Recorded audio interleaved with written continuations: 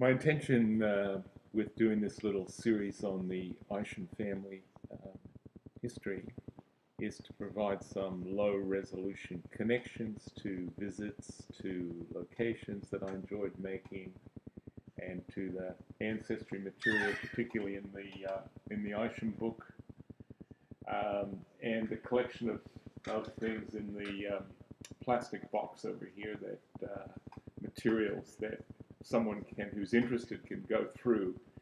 And what's happened with Frank, did the earlier video with material that didn't represent any kind of research. And I've spent the last few days looking more closely at Frank, and it was interesting from the point of view, I don't want to belabor Frank, but it was very interesting from the point of view of being able to take bits of evidence from historical documents and just have that fun of a bit of detective work, and also a bit like assembling a puzzle. But and also I'd have to say that it's a little bit putting this together and seeing Frank's life unfold, or you could almost say sort of disintegrate in a way. It was a bit like another metaphor might be watching a house burn down slowly over a lifetime. Anyway, I talked about Frank being a Civil War soldier, and he comes back debilitated, back to Delavan, Wisconsin, working presumably in his dad's hardware business as a tinsmith, and he's put himself down as a tinsmith in the Army records. And his regiment was stationed down near St. Louis on guard duty for most of the war. And because of his illness, he's been released before the rest of the regiment is broken up. So then, within a couple of years, he's married to Florence, met her somewhere in Wisconsin, and in the 1970 census, they would have been married a couple of years. They're living with the census form has them with someone and who owns the house, and they're maybe like boarders or subletting, and I wouldn't be surprised that Florence has ended up housekeeping not only for her husband but for this owner of the house, just a guess. The one thing we know from family chatter in the past was this little story about Frank going off to work, but in fact taking the lunch that Florence has made and eating it in the park. And that little story may be apocryphal, but it does indicate that she was, I think what it indicates that she was unhappy. So this may have been at this stage in the marriage, or they're a little bit later. We know they're up in Minneapolis because their son, their first and only son, Edgar, Ned, is born in Minneapolis. And so the little anecdote may apply there. We next find them in Chicago, and this is where things get a little bit interesting, because Frank is now an agent for a traveling agent. He puts himself down in the 1880 census as a traveling agent, and there's a couple of scale companies. Industrial scales are important because particularly the burgeoning railway industry and the shipment of goods, and so he works for the Fairbanks scale company and then for the Howe scale company. So I have a little diagram here that shows him in June 1880 census, and he's in Chicago. He's living with his wife. Where is she? And there's Frank, and there's the little boy, Edgar, who's 7 years old, and then they have a boarder named Edward Jenks. And so the odd thing is that you notice below the line represents 1880. Below the line is another picture of that's meant to be Frank again. And so we have him, let's show the little map here. We have a map of there's Chicago up at the top, and that's where the census was in 1880. And now he's down here near St. Louis, of course, which is where that has Army connections because he was stationed near there, but that may be irrelevant. But he's in this little town of Shipman. It's there. And he's also recorded for the same census. 1880 is being there also. So how does that work? And if we think back to here, we've got a border. This Mr. Jenks is the person that Florence ends up married to later on. So probably not a wonderful idea to have a young bachelor boarder living in your place there in Chicago. If you're a traveling man away, well, you can speculate on the temptations or what might transpire. So anyway, for whatever reason he was recorded, I put him in lightly here, just there, because maybe he was not there. Maybe he was recorded because, well, they thought he was traveling, but he's actually down here in Shipman. So in June 1880, Frank seems to be in two places. Well, we know that from the census. We know from a pension application a number of years later that in October he said goodbye to his son, saw his son for the last time. 21 years later, he makes an appeal related to his disability. An odd thing because he seems to have had illnesses, and he seems to conflate them a little bit with this incident where a horse shies, he falls from his horse, and again, this is happening down here, so we know he's here. This is happening down here in Jerseyville and Brighton, and we know from another source that he was at some point a traveler, or an agent, traveling agent for an agricultural implements company. So his horse shies in the story that he's telling 21 years later, and he falls and he fractures his ankle, and there's a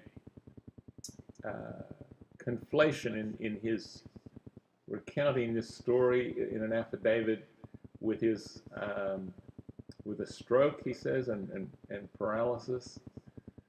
So maybe some other agonies in his personal life are conflated. Who knows with that? But we do know that in the following year, in 1881, he's in, let's get this mirror effect is messing me up. He's in Jerseyville, which again is, you know, he's down here. Here's Jerseyville. he's down here.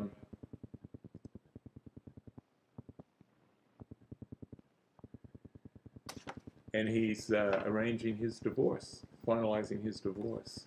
So he maybe, when he made that trip to Chicago, said goodbye to his son. Maybe he delivered the papers to Florence. But when again in the census application, he's telling of his divorce in 1881 in the spring session of, and there's a courthouse there in Jerseyville. And then we have from yet another source that he marries someone, a young, presumably a young widow, over here, name's Martha, and that happens in October. We have the date for that, October 1881. She's considerably younger than him. And that's the last we hear of her. Frank turns up nearly 20 years later in New York, Long Island. He has what seems like a heart attack, heart complaint. He's hospitalized in New York, and then he applies for either a pension for the first time or for a pension based on his disabilities, and he's up then in Togus, Maine, being treated in the hospital, further treated in the hospital there. In the 1900 census, he's living in Worcester, in just west of Boston, and he lists himself as a tinsmith, so he's apparently gone back to his manual labor. And in looking up that material, and it's kind of, here's where part of the disintegration. He's single. What's happened with Martha? Second marriage, somehow we've no idea how that broke up or disintegrated, but he's not claiming to be married anymore. He's in a boarding house with 3 other men. The context is interesting because this is right on the cusp of industrialization, and this particular town is famous for comb making. And people, one of the boarders is a comb maker, and we thought at first that might be industrial combs, but in fact these were hair combs, and they used animal horn and hooves. And then the other big thing in the town was a piano case manufacturer, and the building apparently is still standing, and it's on the National Register. It's now a hotel. But the picture then of these, Frank along with them with his tinsmithing skills, all these manual labors, and his appeal for his pension says he can't do that anymore. He's unfit for manual labor. So it looks like he goes up to Maine. A couple of the declarations that he makes up there are to a justice of the peace who is a notary public who's resident there. And it says in a letter to his brother that his body was taken to the home for veterans in Togus, so where the hospital was, and that he was buried there.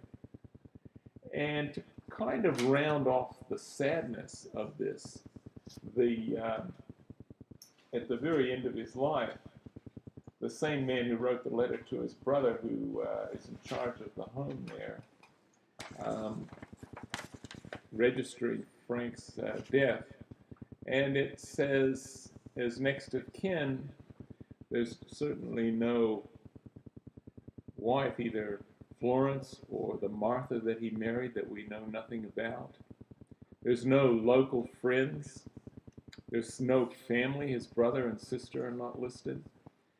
And so we get the picture of a pretty isolated man. How much of a friendship he had with the three other boarders when he stayed in that town in Massachusetts, I don't know, but they're certainly not listed here. So the only friend that we have listed for Frank is someone called Fred W. Thurston in Rock Island, Illinois. Long, long way away. So who was he? A army buddy from long ago? Or someone he met when he was traveling with the agricultural implements in near St. Louis? No idea. But you can't help feeling that perhaps there's a bit of there's a bit of sadness here. So just go back for a minute to the little chart when Frank. So we get a sense of maybe the emotional state of the man when he's maybe down in southern Illinois, aware that maybe there's a relationship between the boarder and his wife. He says he's the plaintiff in that divorce that eventuated. So he brings the complaint, and apparently Florence doesn't contest it. So in that census, when he fills out the census form, when he adds his bits, it's recognizably him, the tinsmith and the dates and various information that he gives. But then he says his mother is from Spain and his father from France. So it's like just making stuff up that like. So is that an indication that he's angry and flip? Devil may care. Doesn't seem like he's trying to hide because he would cover up more essential information. Maybe he's angry with his parents for maybe they're supporting Florence, and maybe they view the relationship as the breakdown more his fault. Who knows? Maybe he's just being generally cynical. Okay, so none of we will never really know that, but just looking at the whole of Frank's life, it's made me think just about the implication of the choices people make. And there are certainly things that happened to Frank that were not his choice. The ill health, starting from his army days in the Civil War. But in a way, Frank's valuable because he's a witness to a tragic life, which is to one degree or another, the reality for all of us. And the emergence of goodness over generations, and that Frank is, despite the brokenness, is a conduit to,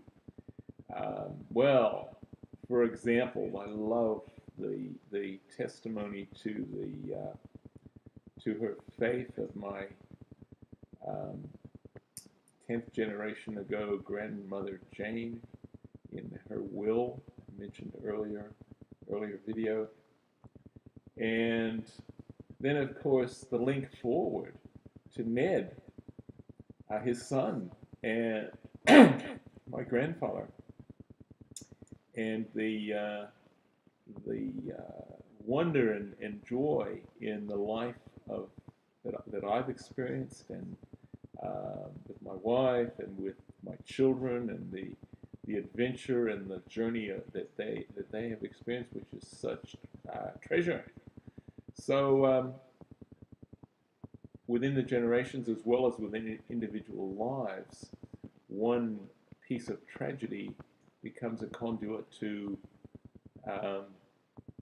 things that are noble and good and worthwhile, and of God. So I might just leave it there. And of course, there's a lot of material, and it may be, as I've tried to keep this pretty low resolution. And of course, if there's interest, there's other ways to follow this up. It's all in the box. I think that's it.